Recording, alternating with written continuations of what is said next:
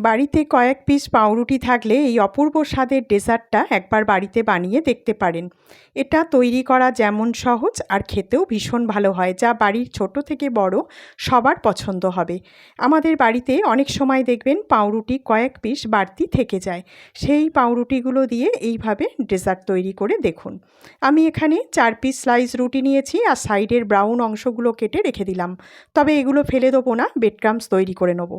আর এদিকে বাটির মধ্যে নিয়ে নিলাম অল্প একটু জল আর তার মধ্যে 1.5 চামচ কাস্টার্ড পাউডার গুলে রেখে দিলাম। কড়াই দিয়ে দিলাম 500 ml ফুল ক্রিম দুধ আর তার সঙ্গে দিয়ে দিচ্ছি 4 টেবিল চামচ চিনির গুঁড়ো।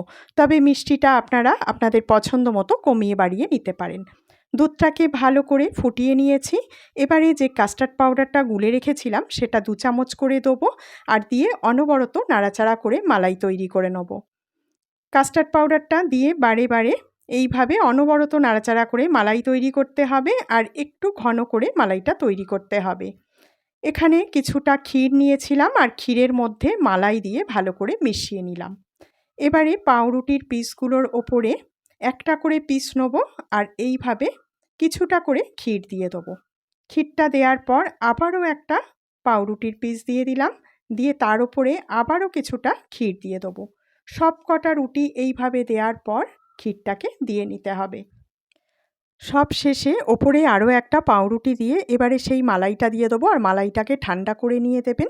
আমি ওপরে কিছুটা আমন্ড আর পেস্তা কুচি দিয়ে সাজিয়ে নিচ্ছি। আপনারা আপনাদের পছন্দ মতো ড্রাই ফ্রুট দিয়ে সাজিয়ে নেবেন। 10 মিনিট নর্মাল ফ্রিজে রেখে তারপরে পরিবেশন করুন। তো আজকের রেসিপি আপনাদের কেমন লেগেছে জানাবেন। ভালো লাগলে চ্যানেলটাকে সাবস্ক্রাইব করে নেওয়ার অনুরোধ রইল।